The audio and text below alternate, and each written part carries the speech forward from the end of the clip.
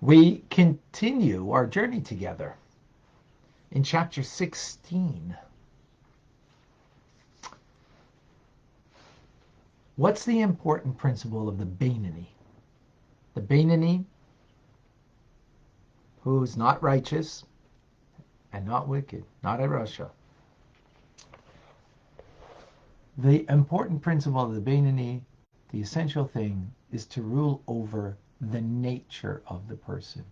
We all have a nature, and by that nature, when we just follow it, we're not serving, as we learned in the previous chapter. But the basic idea is to rule over the nature in the left part of the heart. Left part of the heart is where the animal soul is. And the nature of the animal soul is just to live in a very self-directed, self-serving manner. Doesn't mean you do anything bad, but it's not godly. It's not the Beinoni. The Beinoni is going to govern over the nature of the animal soul that's in the left ventricle of the heart by means of the light that's divine in him or her, illuminating from the divine soul that abides within the brain of the individual. And therefore, as we explained, the mind has dominion over the heart. Right? It has mastery. Which means when I think about and meditate upon, ponder upon my relationship with God, the greatness of God, what will that do? It'll bring into my mind a sense of awesomeness, of the greatness of God, the awesomeness, a sense of fear, which is not fear of punishment, the fear of presence of God, that will then give me effectively the capability to turn away from negativity, to turn away from evil, whether it's biblical law, rabbinic law, whatever it is, right? At the same time, that contemplation, that meditation, that pondering will also give me the capability to love God and want to connect to Him. Want to connect to Him. Now, this is what we've been learning about the mind. You know, the head comes on top, the heart comes after on the person, right? Starting from top down.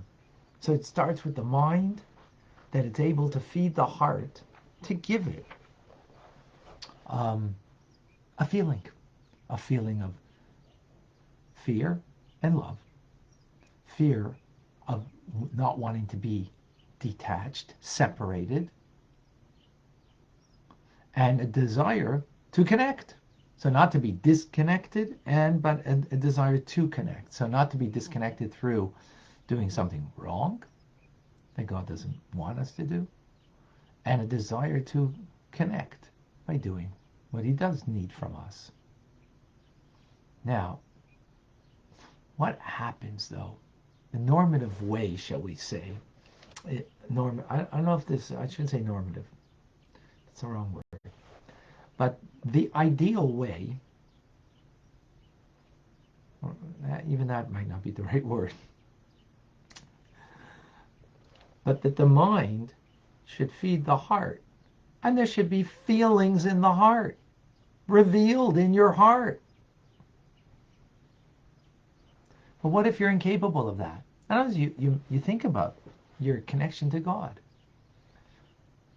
you think about the greatness of God, you think about His presence, not about the presence He gave you in your life, right?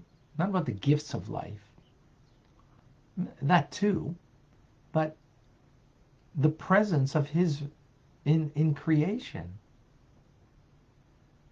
What if you're incapable through that pondering, which I would suggest most of us are, as we will learn here, of actually having a fire flame and a desire and a longing and a passion to cleave to God?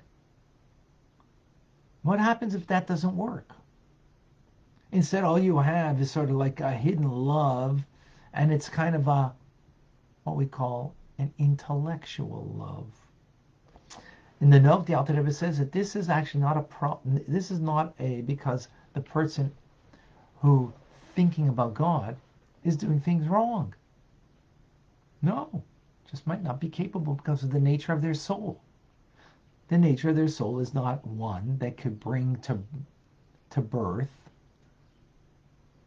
the understanding of the mind that you bring to revealed and to fruition a palpable feeling in the heart. What does this mean? So what kind of love is this? Well, it's kind of like an intellectual love. It's like, or another term, an understanding heart. Well, a heart is not about understanding. A heart is about feeling. Understanding heart is that the heart understands, but it doesn't fully feel. The passion, the love, the sense of awe, right? That the mind understands. So also the term intellectual love is an oxymoron. Love is about a feeling. Intellect is cold. The heart is warm, fiery. Love, a passionate one. So how will this express itself? So you think about Hashem, and so you don't have the real full revealed passion in your heart. But then what will happen is this intellectual love will bring you to understand that it's fitting and due to God that my soul should pine for him and want to cleave to him, even though I don't have that fervent desire in the heart, but I understand that and I have it, that desire, so to speak, intellectually, or an understanding heart instead of a palpable passion in the heart. Says the Alter Rebbe that when we do that, and that will lead us to actually fulfill a mitzvah, like right now studying Torah, or giving charity, or what any other kind of mitzvah that is incumbent upon us. If it leads us to that, then we've embraced Hashem. And it brought us to a practical fulfillment of a mitzvah, to embrace God in doing a mitzvah, then you're doing that with all your heart, with all your soul, and with all your might. Even though this is only in the recesses of the heart, it's not open, revealed passion of the heart that it wants to cleave to God. But it's a knowing heart that we know that it's fitting to do this.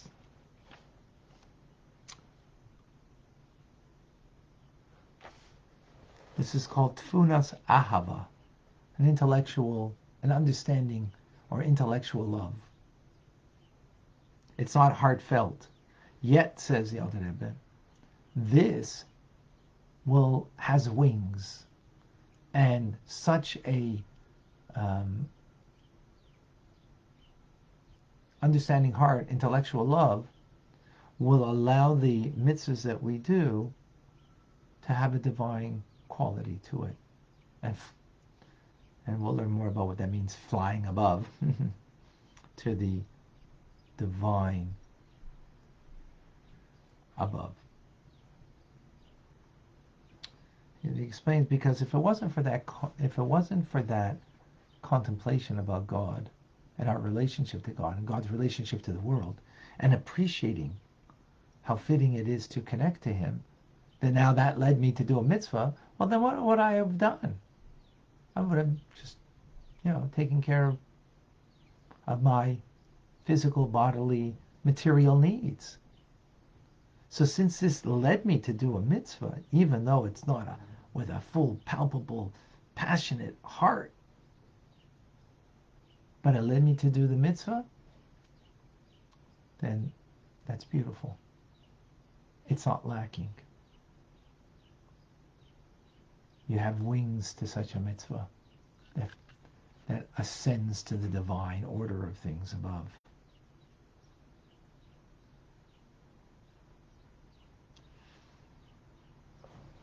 So this is a very important teaching, because what we're learning in these chapters is about the Beinoni having, the mind having dominion over the heart. That every person, actually we have that, but the Beinoni actualizes it. But when we say mind having dominion over the heart, so the way we would naturally understand it is that the mind brings to the heart a feeling of desiring to be attached to God and not to be connected and not to be disconnected, and that will bring to a palpable feeling in the heart. But here the Alter Rebbe says, well, we might not be capable of that. And that's not a fault of ours. That's just the nature or the quality of our soul, which I suggest is really our generation. We're not capable of that. And the Alter Rebbe is writing this in his times. There were chassidim that could meditate for 2 to 5 hours at a time and be completely engrossed in that meditation. They were able to have a lot more feelings in the heart because of that meditation. We have a trouble meditating for 2 minutes, 5 minutes, or short time. And that should bring a feeling to the heart is even more difficult. What a beautiful idea here is that if we do try to meditate upon Hashem, the greatness of God, our relationship to Him, and we meditate upon that, and it doesn't bring feelings in the heart, it's okay. If it brought you to do another mitzvah, if it brought you to do another mitzvah, that's beautiful. And to understand this even more so, in tomorrow's class we'll get how does it make sense? But we're missing something.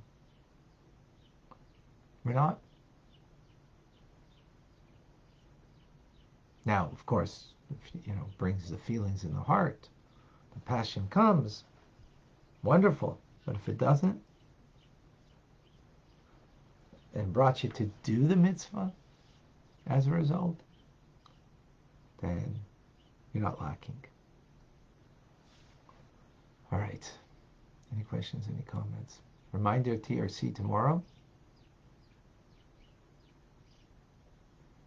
I did a hakel in Montreal last night. Someone's home, gathering of people, and it was wonderful.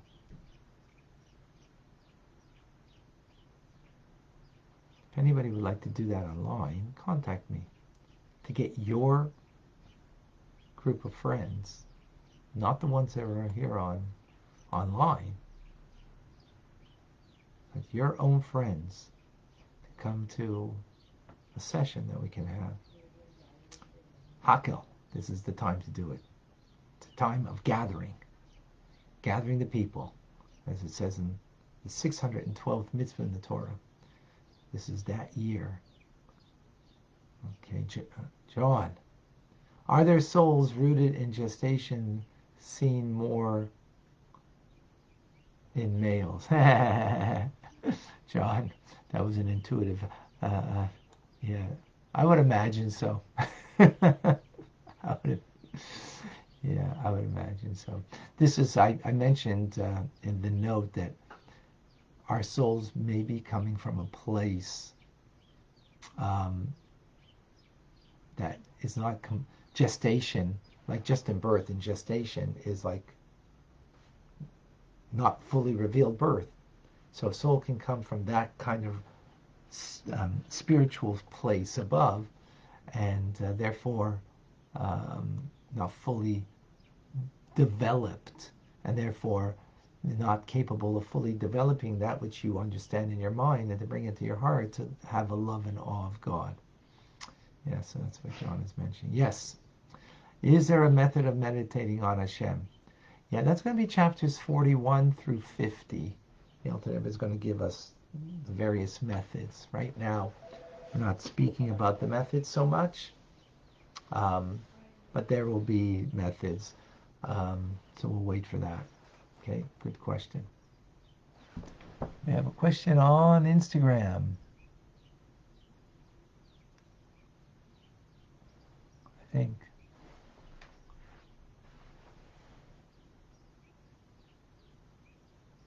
Two question marks first, so I can see clearly that it's a question. I do not see clearly a question.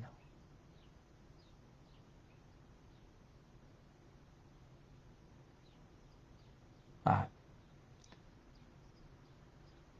Adam in Indonesia. Yes, thank you.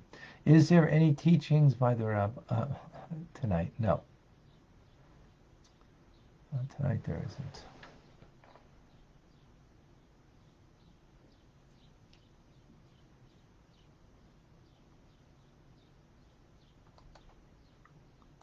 All right, any other questions?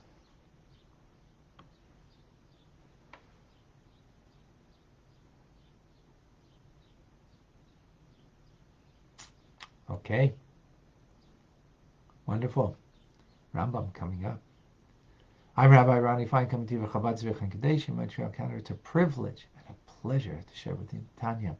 A reminder, TRC tomorrow at 4:30. If you didn't sign up yet, go to tanyarabbi.com/TRC.